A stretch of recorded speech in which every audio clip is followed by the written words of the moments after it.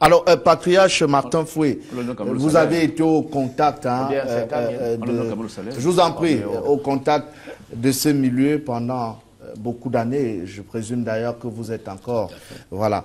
Quel est le regard que vous portez à la situation que Martial vient ici de décrier, l'après-carrière de certains de nos athlètes? Je vous remercie. Franchement parler, c'est la cause des parents. Quand vous voyez vraiment votre fils saoulé, vous devez appeler votre fils, dire à votre fils que le comportement que vous fichez là n'est pas bon. Et de là, par exemple, comme j'avais Marc Vivien Foué, j'avais Marc, on s'entendait très bien, de sorte que Marc ne pouvait rien faire sans mon aval. Ça ne voulait pas dire que je le commandais. Non. C'est quand vous s'aimez, quand il y a vraiment une complicité, c'est en ce temps-là que ça marche très bien. C'est aux parents de canaliser l'enfant. C'est aux parents. Patriarche Martin Foué, nous avons la chance de vous avoir ce matin. S'il vous était demandé à ce jour de parler de Marc Vivien Foué en quelques mots, qu'est-ce que vous direz? Je vous remercie vraiment. Marc était un enfant vraiment obéissant. Quand je dis obéissant, Marc était mon complice. C'est avec toute la famille. Que ce soit la famille ou moi qui suis son père, Marc n'avait jamais eu de problème avec nous. Disons, son grand-père qui était au village, son grand-père avait une plantation. Marc a acheté des appareils pour défricher la plantation à son grand-père. De sorte que Marc, je ne sais quoi dire vraiment, il me manque même des mots pour qualifier vraiment cet enfant. J'avais quand même 2 enfants. Sur les 2 enfants, il me reste seulement un seul enfant. Et Marc n'était pas l'aîné. Ce n'était pas Marc l'aîné. Il y avait un enfant qui était mort avant Marc. Franchement parler, ça fait très mal. C'est comme si c'était hier. Ça fait très mal. Quand je vous vois vraiment parler comme ça me fait tellement plaisir. Vous voyez que j'avais eu, j'ai été choqué, j'ai eu l'AVC. Ça fait 18 ans aujourd'hui que je ne suis pas au Cameroun. 18 ans. J'ai eu une chance que le président de la République m'a évacué. J'ai fait 6 mois en Afrique du Sud. Ça n'a pas marché. J'ai été obligé d'aller en France, à Lyon. C'est de là que je sors. Ça fait environ 1 semaine aujourd'hui que je suis rentré. Alors, peut-être on parlera tout à l'heure de ce mauvais souvenir. Est-ce que vous pouvez nous dire quels sont les bons souvenirs que vous gardez de la carrière de Marc Vivien Foué, vous qui l'avez accompagné au quotidien? Du moins de la carrière de Marc, Marc était devenu mon père. Quand j'ai dit que Marc était devenu mon père, que ce soit l'argent qu'il me donnait, que ce soit des habits, il m'achetait. De sorte que, avec Marc, tout ce que je voulais. Par exemple, la voiture, vous avez vu que j'avais une Lincoln. J'étais la seule personne qui avait ça ici à Yaoundé. Et une Lincoln blanche. J'appelle Marc, j'ai dit que moi je suis déjà vieux. Comment tu peux me donner une voiture blanche? Je fais quoi avec la voiture blanche? Et il commence à rire, il me dit, il faut chasser la vieillesse. Il faut chasser la vieillesse. Je dis non. Mon âge ne me permet pas d'avoir une voiture blanche. Or que les Lincoln, tu avais acheté 2 Lincoln. Toi-même, tu avais une Lincoln bleue. Il est resté avec ça en France. Au lieu d'envoyer au moins le bleu. Vous vouliez la bleue? Alors, parlons de ce fameux jour. Fameux jour du 26 juin 2003. Où pendant cette rencontre qui opposait le Cameroun à la Colombie, nous avons tous vécu cette 72e minute fatidique. Vous étiez où? Et à l'instant précis, qu'est-ce que vous vous êtes dit? J'étais à l'Omnisor. Je ne suis pas parti parce que je savais très bien qu'ils allaient arriver en finale. Je me suis dit que quand ils vont aller en finale, c'est là où je veux partir. C'est sa maman qui est partie. Parce que ma belle-fille avait accouché. Il fallait que la maman aille là-bas pour essayer de la faire un peu, de lui apporter son soutien. Son soutien. Mais hélas, je suivais le match, je voyais le match. Quand Roger Mila m'a appelé, il commence à me dire que tu es un homme, il faut supporter. J'ai dit non, je suis déjà assez mûr. Dis-moi, qu'est-ce qui s'est passé? Il me dit que Marc est mort. Je suis tombé carrément sur le ciment. C'est de là que j'ai attrapé l'AVC. Donc, quand vous me voyez, c'est là où je suis mort. Vous avez parlé avec Marc avant le match, avant ce match? J'ai parlé à Marc avant le match. Est-ce qu'il avait l'air de mal se sentir? Non. Il vous a parlé non, jamais du tout. Marc a fini de faire les entraînements. Il se portait très bien.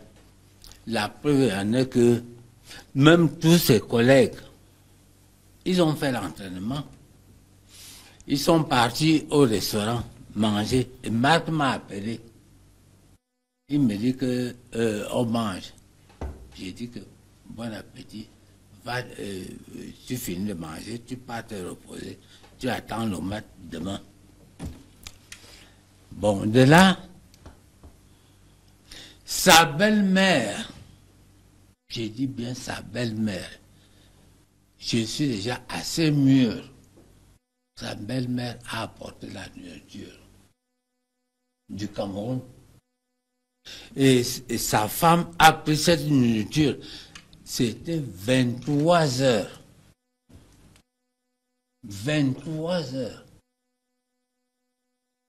Elle a amené la nourriture directement à l'hôtel.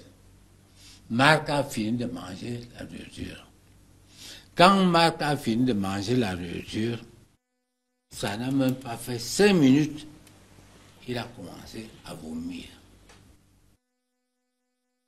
Marc a commencé à vomir. Sa femme est repartie à la réception de l'hôtel. Elle a demandé le citron. On a apporté un verre de citron. Marc a bu. Ça n'a rien donné. Marc a fait toute la nuit. C'est en ce temps-là alors qu'ils sont partis appeler le docteur de l'équipe nationale. le docteur de l'équipe nationale a soigné Marc toute la nuit. Ça n'a rien donné. Moi, je me dis bien que c'était un complot. C'était un complot. Vous pensez que Marc a été empoisonné? Marc a été empoisonné. Ce n'est pas ce que dit... Je le dis haut et fort. Oui, mais ce n'est pas ce que disent les rapports, les conclusions des médecins légistes. Qui ne sont pas des Camerounais. J'ai dit non. J'ai dit non. Alors, est-ce que c'était... On a fait l'autopsie. L'autopsie qu'on a fait en bas. Sa maman était là. Personne n'a averti sa maman. Alors, est-ce que c'était la première fois que sa femme lui apportait à manger? Non. D'accord. À l'hôtel, j'ai dit non. D'accord. C'était la toute première fois. Et nous sommes toujours en compagnie du patriarche Martin Fouet, père du très regretté Marc-Vivien Fouet, décédé au stade de Gerland à Lyon. C'était le 26 juin 2003, au cours de la demi-finale qui opposait le Cameroun à la Colombie lors de la Coupe des Confédérations.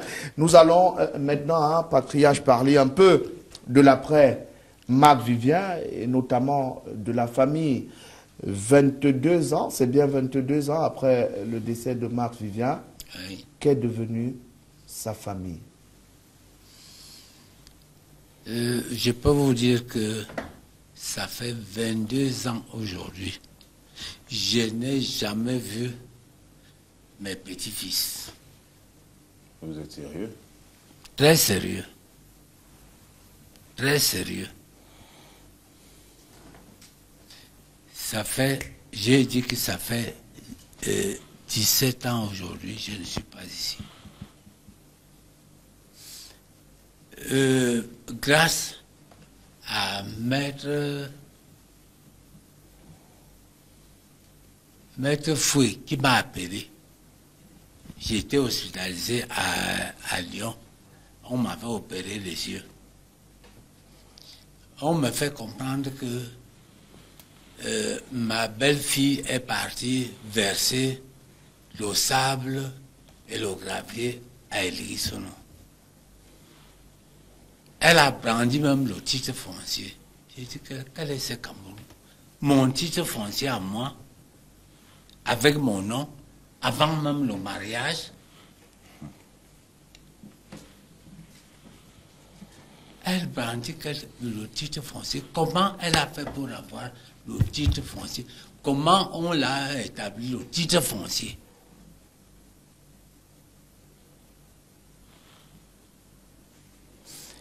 C'était le 21 septembre 1994 que j'ai eu ce titre foncier.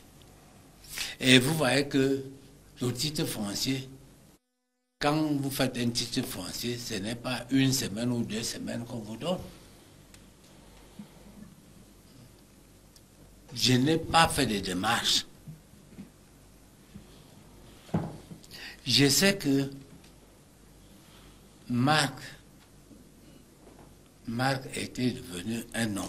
Il fallait construire la maison de Nkomo.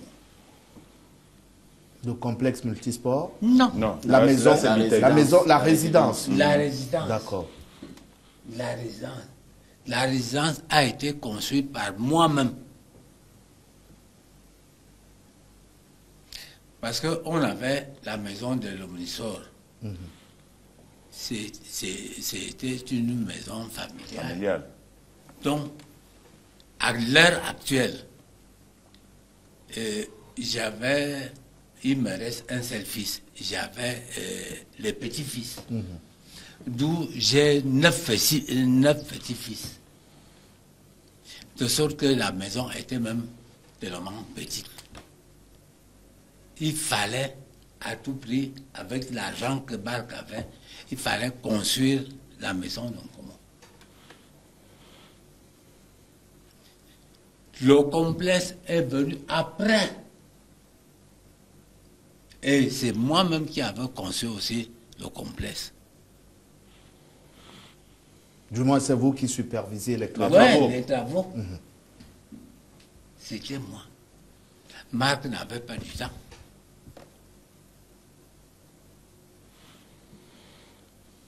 Il fallait tout faire. J'ai dit que le premier fils remplace son père. Que le premier fils de Marc a habité la maison Nonkomo. Ses deux sœurs, il y a deux villas au niveau de l'ancien aéroport en Banne.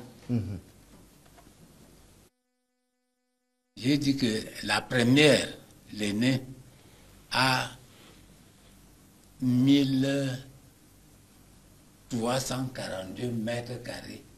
Il y a là 3 maisons et il y a là 3 maisons et une piscine. La dernière, il y a encore l'autre maison. L'autre maison a une piscine aussi.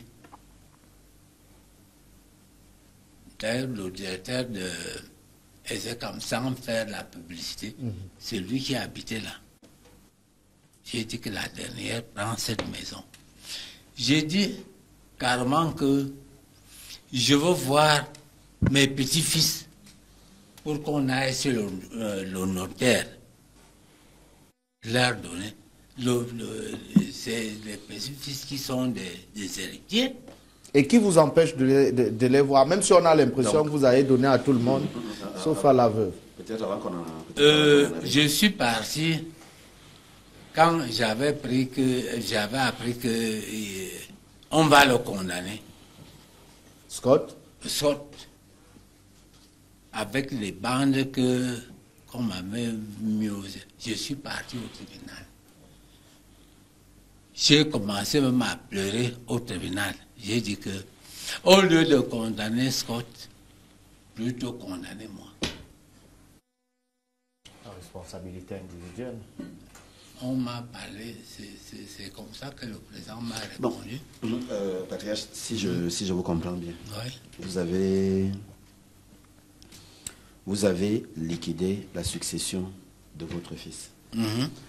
C'est-à-dire l'aîné, Scott, vous lui avez donné sa part. Oui. La première fille, vous lui avez donné sa part. La deuxième fille, vous lui avez donné sa part. Chaque enfant sait déjà ce qui lui revient de droit. Est-ce que vous avez déjà acté cela devant un notaire en lui disant voilà ce que je fais des biens de mon fils? C'est là alors que je reviens. Ce n'est pas moi qui dois aller chercher les enfants. C'est depuis que j'ai dit carrément, venez qu'on aille chez le notaire.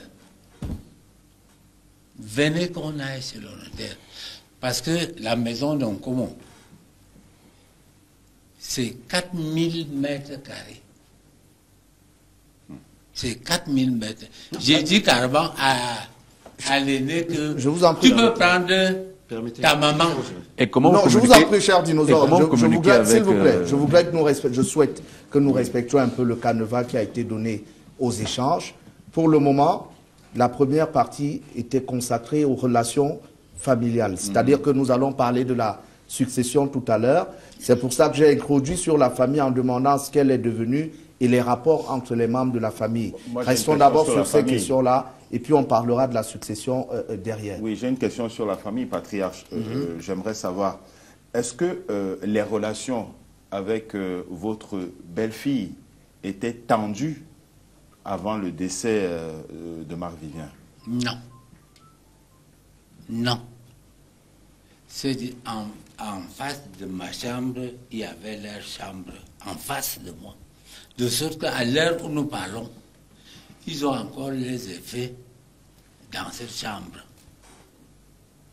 On n'avait jamais eu de problème. Et d'où partent les tensions? À l'heure actuelle, moi-même, j'ignore. là où viennent les tensions. Est-ce que la famille n'a pas accusé la belle-fille de savoir quelque chose dans le décès de Marco? Non. Non. Non. Non. C'est pour ça que vous voyez que depuis que Marco est mort, je suis là tranquille. Je ne peux pas quand même dire quand même qu'il y a eu cette chose. Puisque vous avez parlé de complot, la nourriture qu'il a d'un empoisonnement. Oui. C'était après. C'était après. Alors, est-ce que vous avez tenté un rapprochement avec votre belle-fille et vos petits-enfants? Oui. Pas moi, sa maman.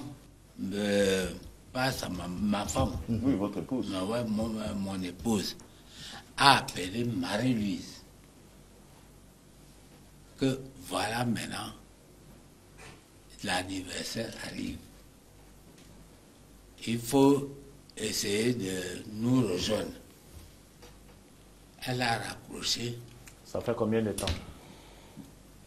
Ça fait à peine 3 semaines ou 2. C'est-à-dire qu'entre-temps, si ça ne fait que 3 semaines, c'est-à-dire que depuis plus d'une on n'était pas 22 ici. ans. On n'était même pas ici. Mais depuis le décès de Marco, est-ce qu'il y a eu un rapprochement entre la belle-fille et vous? Oui. Avant ces 3 semaines? Le papa de Marie-Louise était mort. Sa maman est partie. On a appelé aussi une des cousines pour aller au deuil. Parce que à l'heure où je vous parle là, on ne connaît pas leur village. Vous avez épousé une femme sans connaître d'où elle vient, patriarche? Oui, c'était ici à Yaoundé.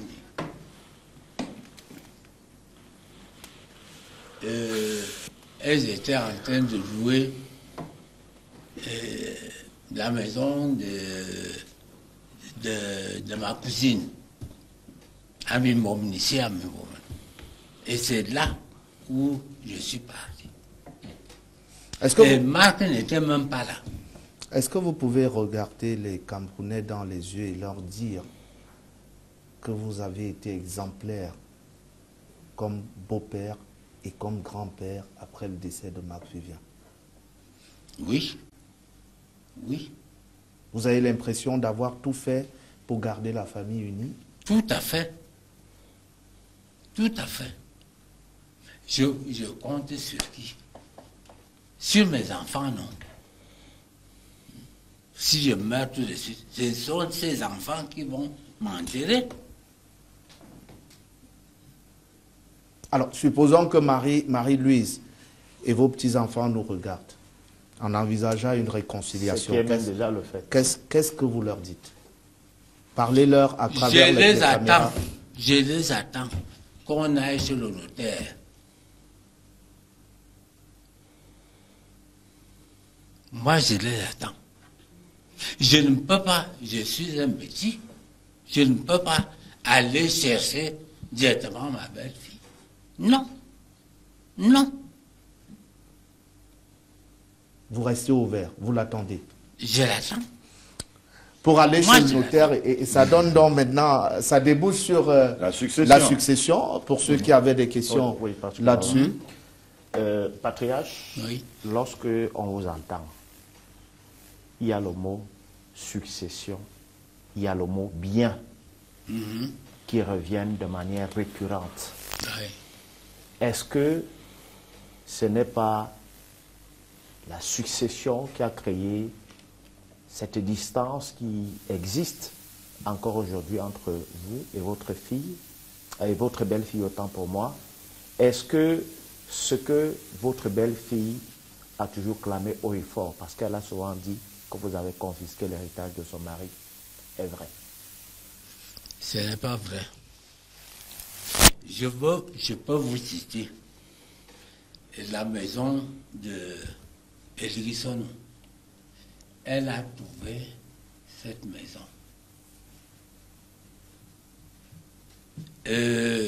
Mais elle avait mis la maison de Lixon sous scellé. Non. Non. Elle a commencé à verser le sable. Je ne sais pas ici. C'est plutôt les gens de la justice. C'est le procureur qui a demandé, a donné 30 minutes à Marie-Louise d'aller tout enlever. Je ne sais pas ici. Pourquoi j'ai sorti mon titre foncier? C'est écrit Fouet Amour Martin, le 21 septembre 1994. Or, elle s'est mariée en 1995.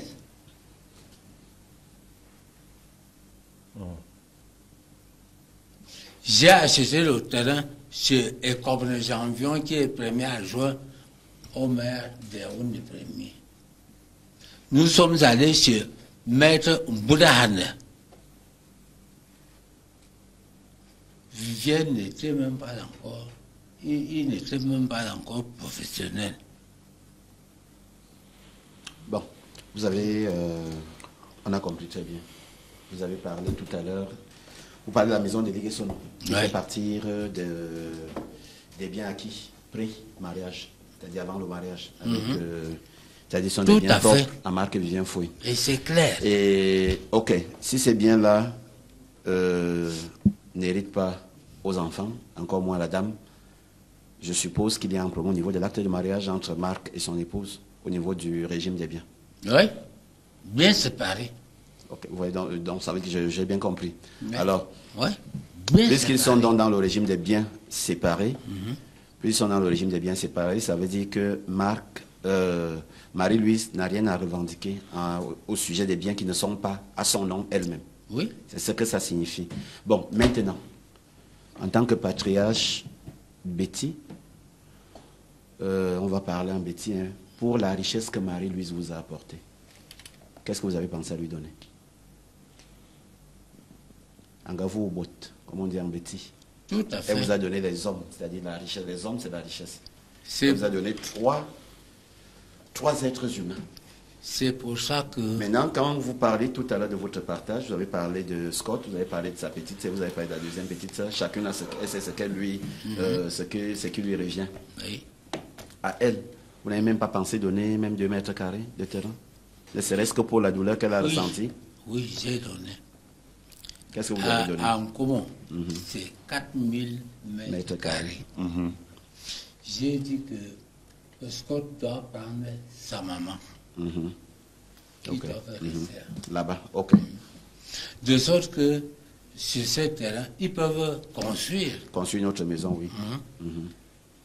Mais est-ce que Marie-Louise, de son côté, je ne sais pas, peut-être vous avez des personnes qui sont en contact avec elle, qui peut-être vous le ferez savoir. Est-ce que de son côté, il y a des choses qu'elle vous réclame?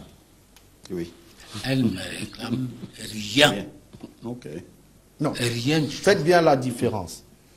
Peut-être vous estimez qu'elle n'a rien à vous réclamer. Oui. Mais est-ce que de son côté, dit-elle que... J'ai dit tout à l'heure là. Elle a quelque chose à attendre. Attendre de vous. Et que vous ne lui donnez pas. Si elle se comporte bien, si elle se comporte bien, je donne. Qu'est-ce que vous lui reprochez? D'accord. Qu'est-ce que vous lui reprochez quand vous parlez si elle se comporte bien? Ma richesse appartient à Marie-Louise. C'est bien ce que Martial disait. Oui. Alors, vous parlez de si elle se comporte bien. Oui. Qu'est-ce que vous lui reprochez? Qu'est-ce que ça veut dire? Parce qu'elle ne veut pas être à côté de moi. À côté de moi. Vous avez besoin qu'elle soit à vos côtés. Oui. Oui. Alors, l'une des questions qui revient le plus souvent est celle de savoir ce qu'est devenu le complexe multisport Marc Vivien Fouet. On se souvient qu'il y en a qui s'étaient engagés à terminer ou achever l'œuvre de Marc Vivien. Qu'est-ce qui a coincé? On parle beaucoup de problèmes au niveau justement d'éthique de propriété où les gens... Marie-Louise dit carrément que comme c'est à mon nom, qu'on ne tue pas ce complexe. Mais elle vous accuse par la même occasion d'avoir, vous, personnellement, détourné l'argent destiné à la construction, à la finition des travaux. Et c'est quel montant? Qui a donné l'argent? Donc vous n'avez rien reçu pour finir le complexe sportif de Biteng? J'ai dit non. Que c'est lui qui reconnaît m'avoir donné l'argent, qui se présente. Mais comment se fait-il que le complexe soit à votre nom? C'est moi qui avais acheté. Il a dit que Marc a mis toi son nom. C'est moi qui avais acheté. C'est-à-dire que Marc, dans le cadre de du mariage sous régime des biens séparés, avec son épouse, avec votre belle-fille, dans le cadre de cela, il a pris tout ce qu'il générait, tout ce qu'il créait comme richesse, il mettait à votre nom. Oui. Pourtant, il avait des enfants, Conséquence, à la fin... mineur. À la fin, j'ai plutôt l'impression que, si je comprends bien, parce que tout à l'heure vous disiez que vous n'avez pas de problème avec Marie-Louise. Je n'ai pas de problème avec. J'ai plutôt l'impression que Marie-Louise a l'impression d'avoir été abusée. Abusée. Peut-être si les biens de Marc Vivien-Foué avaient été au nom de l'un de ses enfants, vous serez peut-être en paix, vous et Marie-Louise. Là, je ne sais pas. Mais le fait qu'elle mette tous les biens, que son mari mette tous les biens à vous, parce que en épousant sous régime bien séparé, elle sait très bien ce que ça signifie.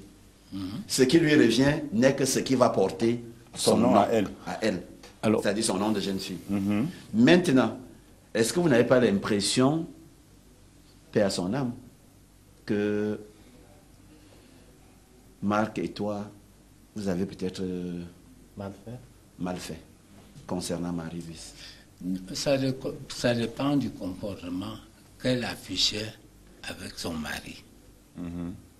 Si son mari avait senti quelque chose de mauvais, il pouvait le faire. Il était en Europe, moi j'étais ici au Cameroun. Est-ce que votre fils s'est plaint un jour du comportement de Marie-Louise? Lui dont vous étiez le confident. Elle dormait à côté de lui, vous étiez son ami. Parce que là, vous venez de dire quelque chose de très important. Ça dépend de son comportement avec son mari. Et moi, je reste convaincu qu'aucun homme ne peut se lever et aller épouser une femme qui se comporte déjà mal. Ça veut dire que le comportement, si le comportement a changé, si Marc allait épouser Marie-Louise, ça veut dire que Marc était fou amoureux de Marie-Louise. Et ensuite, si à un moment donné, vous venez de dire que ça dépend de son comportement, ça veut dire que Marc s'est peut-être plaint de son épouse, ou alors vous, parents, vous lui avez peut-être dit, écoute Marc, la fille là n'est pas d'ici au village, elle n'est pas bêtise. Je prends des tout à fait. Il faut faire attention parce que elle là, chez nous ici là, on ne lève pas trop. Ça peut être ça. Est-ce que sur ce plan, est-ce que Marc vous a confié des choses? Marc ne m'a jamais dit. Du mal de son épouse. Du mal de son épouse. Marc ne m'a jamais dit ça. Alors, le complexe Marc Vivien-Foué en l'état actuel, qu'est-ce qu'il est devenu? C'est abandonné. Il va le rester? Non, si ce n'est que moi, on allait terminer le complexe. Il y a eu des approches quand même de certaines institutions. Des gens sont venus à vous, des personnalités, des institutions? Pas encore. Pas encore. Pas encore. Alors, ça nous permet justement d'évoquer un peu les relations que vous avez gardées avec les pouvoirs publics et même les anciens coéquipiers de Marc Vivien. Quelles sont les relations aujourd'hui que vous entretenez avec les anciens coéquipiers de Marc Vivien, qu'ils soient camerounais comme ceux qu'il aura eu en club? Sans vous mentir, depuis que Marc est mort, je n'ai vu que Etofis qui est venu à la maison. Depuis que Marc est mort, je n'ai vu que Roger Mila, vous avez cité là tout à l'heure. Vous avez cité Roger Mila tout à l'heure? Non, Roger l'a appelé. C'était pendant la rencontre. Après la rencontre. Ok. Il avait Mabonke et Sac. Rien que Mabonke, les deux. Et il y avait aussi Ouéa au pont Georges du Libéria. Les trois. Le reste, je n'ai jamais vu. Mais est-ce que vous n'avez pas le sentiment que ceux qui ont fait des promesses lors du décès de Marco se sont plus appesantis sur sa famille, la famille dont il était le chef, c'est-à-dire sa femme et ses enfants? Peut-être c'est pour ça que vous avez l'impression d'être délaissé. Là, je ne sais pas. Sans vous mentir, je ne sais pas. Et parlant des dirigeants camerounais, est-ce qu'il y en a qui sont rapprochés de vous, qui de temps en temps sont venus vous voir? Non. Non. Même si... Il y a d'autres qui devaient même l'argent à Marc. Nous sommes partis jusqu'à 3 fois. Où? Chez qui? Chez les gens qui devaient l'argent? Les gens qui, lui, devaient l'argent. Et ils n'ont toujours pas remboursé? Rien du tout. Pas même 1 franc. Pas même 1 franc. Marc avait 7 comptes en France. Sur les 7 comptes, Marc, les primes de match, Marc n'utilisait pas les primes de match. Les primes de match étaient pour tout le monde. Pour tout le monde de la famille. Sa belle-mère avait 400 000 francs le mois. Son beau-père avait 400 000 francs le mois. Vous-même? Il payait... Vous-même, vous aviez aussi? Attendez. Ne soyez pas pressé. Il payait le loyer. Bon. Sa maman avait 500 000 francs. C'est-à-dire votre épouse? Mon épouse, le mois.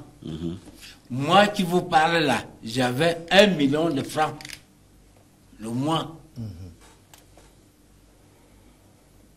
Et son frère était également dedans? Son frère était avec lui. Ok. Ça veut dire que lui n'était pas compris dans l'argent des primes de maths. C'était pour vous, ses parents, et pour sa belle famille. Oui. Et ses beaux-parents. Oui. C'est-à-dire vous 4. Oui. Okay. Alors, dans 2 jours seulement, nous sommes le 24. Tout à fait. Dans 2 jours seulement, on va commémorer le 22e anniversaire du décès de Marc Vivien. Au niveau de la famille, est-ce qu'on a pensé à faire quelque chose pour lui rendre hommage? Évidemment. Évidemment. Qu'est-ce qui est prévu? Il y a dans son village, en Colméan, il y a un match en Colméan. Les anciens du canon, avec les gars de Nkola Famba. Ici à Yaoundé, il y aura d'abord l'investissement humain aujourd'hui et demain. Il y aura aussi une messe demain. Et après la messe,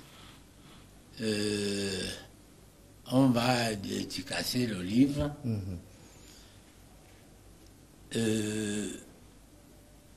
Jeudi, à 13h,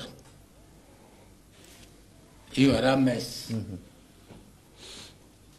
Il y aura 2 chorales qui vont animer jusqu'à dans la soirée de 11h à 18h. Toujours sur la tombe là-bas à Okui.